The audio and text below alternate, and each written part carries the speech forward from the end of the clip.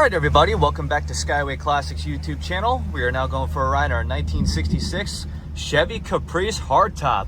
Now of course you know the Caprice was another addition just like the Impala, almost alike but special in its own way. Going to the one we have here though, featuring a beautiful red exterior. As you do see, it does have a nice riding profile, but we're still riding on the newer style, Riddler style wheels with the black wall tires. Even so, where the Caprice was one of the longer style Chevys that ever made, but even so offered the most amount of room for even so the interior or the exterior trunk.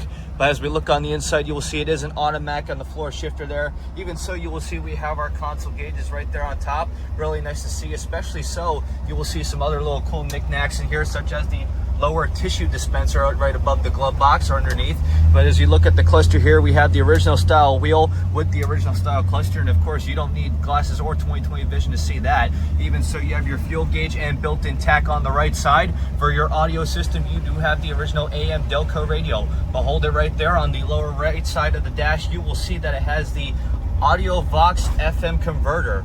Very rare to see in a lot of vehicles, although a lot of times people couldn't afford the FM and AM option. Even so, just the fact it made it so much easier to listen to AM rather than the old AM, hearing about the news by actually jamming out to your vehicle. As we look at it though, you have the standard black interior bucket seats with the GM lap belts. Of course, as I said earlier, you have a lot of room in the back. You can fit a whole family in this car. Even so, you have the rear seat speaker. Only very few see those in the Impalas, the Caprices, and yes, even their fellow brothers, the GMs of the Buicks. But as for your windows, you got the window cranks right here for the vent windows. You have cranks for the lower side, the armrest, the door panels. Everything is in very much mint condition in this vehicle. Even so, let's get it on to the best part of it, the engine, featuring a 396 big block motor. As you can see, it does have power steering, it does have power brakes, great exhaust system, but even so has vintage AC. As seen from the controls right here, you have your center vent along with the right side vents. This is definitely a good driver quality vehicle that you'd love to take anywhere if you wanted to. Even so, before we end the video, we will give you just a simple brake test there,